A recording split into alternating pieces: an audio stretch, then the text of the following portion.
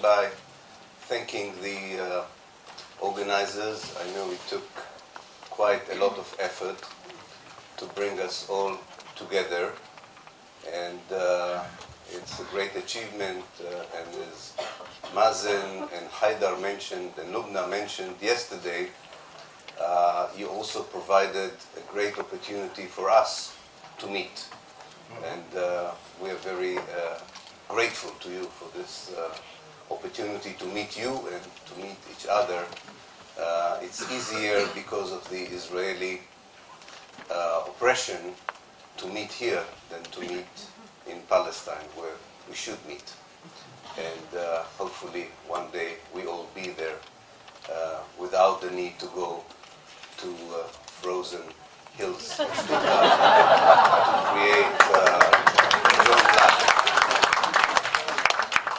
And I think that's the gist of the Zionist story, that it doesn't allow people to lead normal life and to be normal friends, that they need to go through all that hardship in order to fulfill a very elementary human impulse to live together. We live in very bizarre times. On the one hand, we could not have wished as activists for a better Israeli government. I think that this particular government makes any sophisticated analysis of what Zionism in Israel is all about quite redundant. It's very easy to expose not only the Israeli policies, but also the racist ideology behind it. On the other hand, Israel is the most successful economy in the West in the last 3 years. It is done much better than Germany, much better than most of the economic powers of the West. Its banking system is very stable. Its currency is one of the strongest in the world, and it doesn't suffer at all from all the hardships that have affected the Western economy and capitalist economy in the last 3 years. The result is a very bewildering gap between what average and decent people in the West think about Israel and the way the Israelis, especially the Israeli Jews, think about themselves. They think that they live in a very successful society. They believe that the Arab-Israeli conflict is over, that the Palestine question has ended. Yes, you have a problem in Gaza. Yes, you have a problem with Hezbollah in Lebanon, but this is a global problem. It's not a particular Israeli problem. This is part of the so-called war against terror.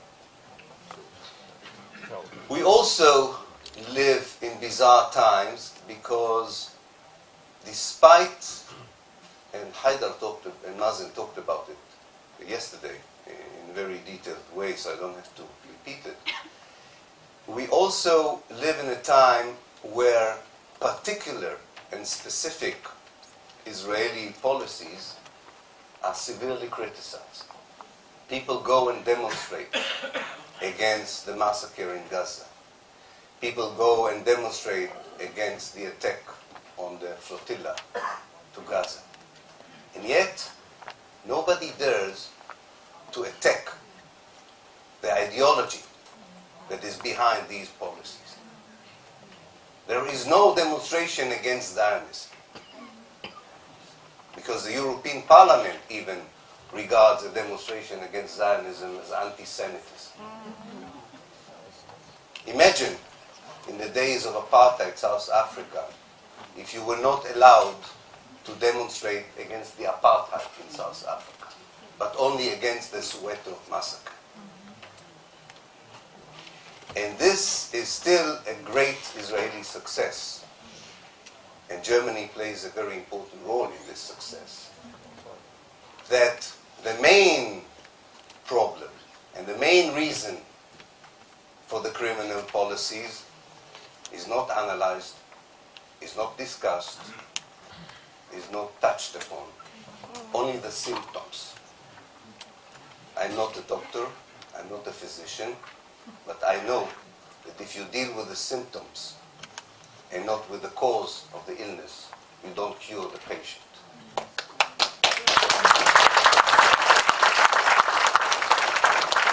So I think that what we really need as activists, and it's easier to talk to you than I think to talk to people who know nothing about the conflict or are totally on the other side of the coin,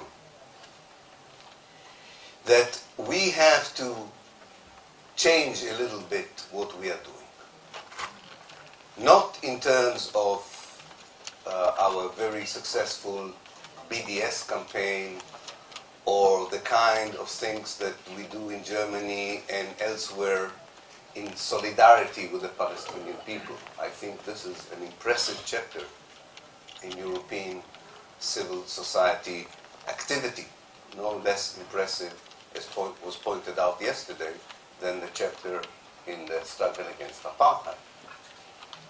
But we are still, most of us, are still not using the right language. Most of us are still not employing the kind of dictionary that we should employ in order to drive the message home of what are we dealing with. Because one of the greatest paradoxes of what goes on in Israel and Palestine is that on the one hand, it's not a complicated story. We've been there before. European settlers coming, either genociding or kicking out the indigenous people.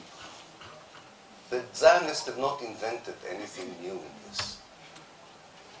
And on the other hand, Israel succeeded, with the help of its allies everywhere, including in this country, to build this complex explanation that is so complex that only they can understand. And you are not allowed to interfere, especially if you are Germans. You are not allowed to interfere in this analysis because it's very complex. No, it's not. It is really not complex. And this is why history is so important. Understanding the not so complex history of what the Zionist movement was and is doing to the indigenous native people of Palestine is what the story is all about. Yes, there are other stories connected to it, I agree.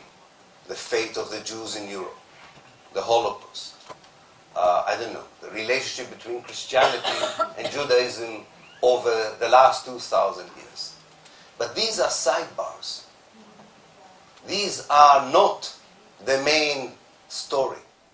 They belong to the story, but you don't begin this.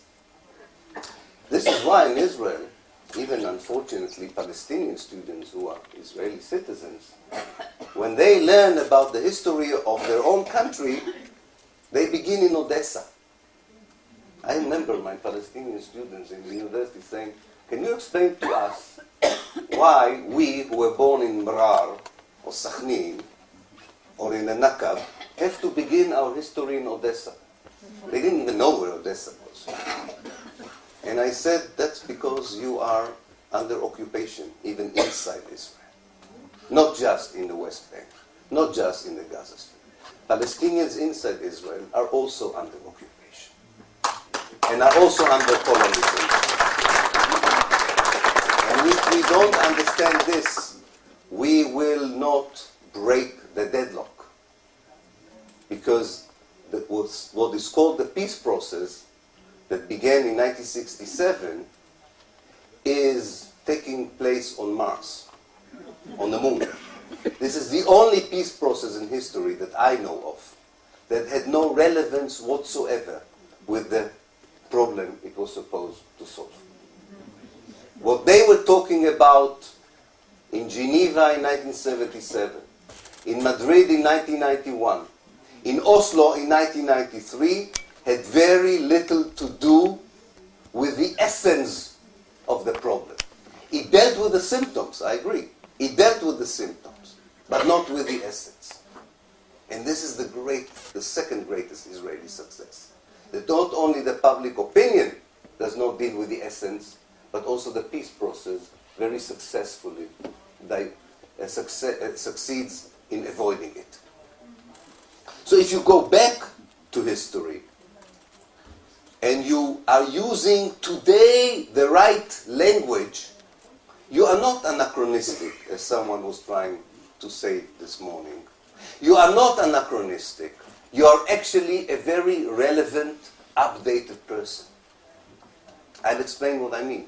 If you say that Zionism is colonialism, you are the youngest and most updated student of history I've met.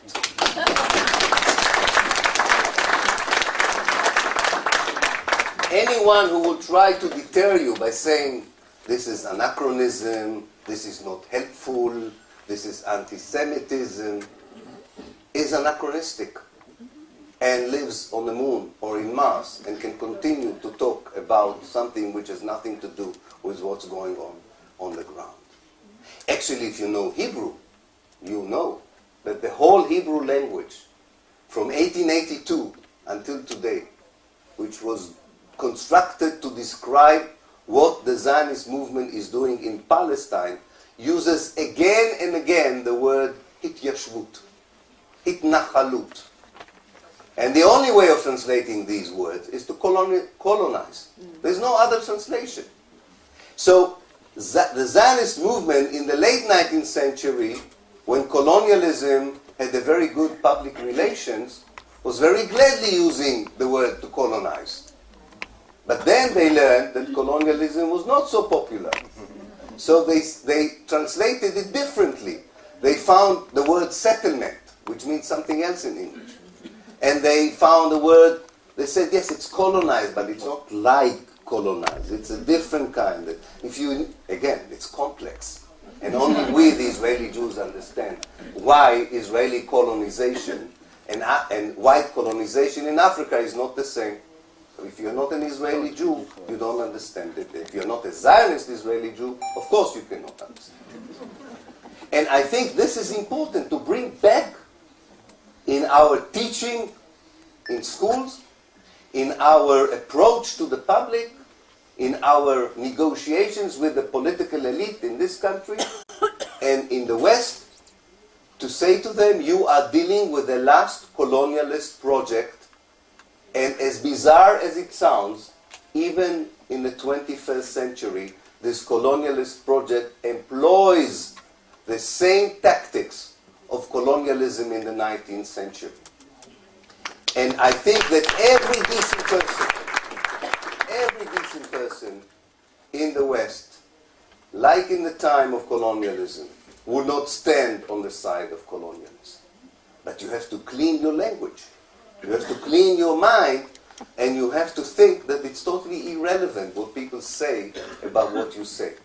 It doesn't matter what they say. They will regard you as anti-Semitic even if you support the two-state solution. Because it means you don't support the two-state solution as they understand it. Because you don't understand the problem. You think that this two-state solution is a sovereign, independent state over the West Bank and the Gaza Strip. No, you don't understand it. The state for the Palestinians are two Bantustans, divided to 12 in the West Bank, contained in a concentration camp in Gaza, has no connection between it, has a little municipality in Ramallah which would be called the government. This is a state. And if you don't understand that this is a state, it shows that you still have to learn about the complexity of the country.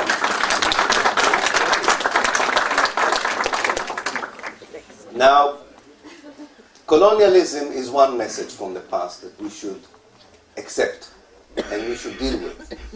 And we should recruit the veteran as well as the younger cohorts of activists to work for something which universally should be very easy to recruit people for. the fight against colonialism, the fight against the idea that someone from the outside has the right to demolish